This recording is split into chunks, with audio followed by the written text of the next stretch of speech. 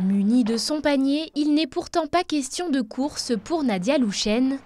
Dans ses mains, ce n'est pas une liste, mais bien des notes détaillées. Nom et prix des produits, chaque article est passé au crible. Et si elle est présente ce jeudi dans cet hypermarché, c'est pour un objectif bien précis. Vérifier l'affiche des prix en rayon, leur adéquation avec le prix pratiqué en caisse et contrôler les promotions. Là, je prends du produit vaisselle. Alors, ce rayon-là, parce qu'il y a beaucoup de promotions aussi. Donc là, par exemple, il y a 60% sur le deuxième. On va vérifier en caisse que ça s'applique bien. On essaie de faire le panier d'un consommateur moyen. Donc on va prendre un peu de tout dans le supermarché, aussi bien des produits ménagers que de l'alimentaire. Voilà, on fait, voilà, les produits sont pris au hasard. Est-ce qu'on peut avoir le ticket, s'il vous plaît? Pas de problème. Merci. Plus loin au rayon des produits régionaux, c'est un contrôle de loyauté qui est effectué.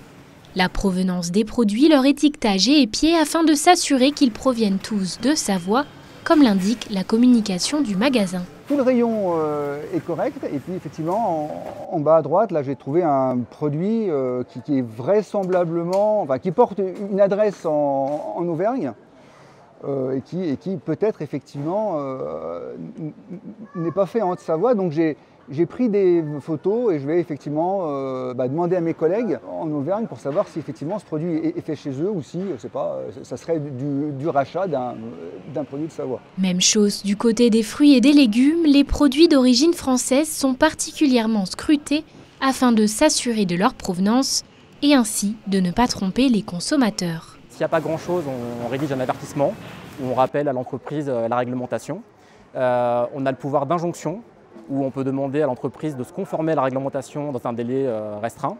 Et ensuite, on a la possibilité de rédiger un procès-verbal administratif ou pénal. Des contrôles comme celui-ci, il y en a près de 1500 chaque année en Haute-Savoie, tous secteurs confondus, que ce soit dans les supermarchés, dans les agences immobilières ou encore dans les garages. Des opérations d'autant plus importantes dans un contexte de crise du pouvoir d'achat. Le commerce, c'est essentiel à la vie économique et le commerce, c'est fondé sur la confiance. Et les services de l'État, notamment la direction de la protection des populations, sont là pour justement assurer cette confiance et cette confiance en particulier du consommateur.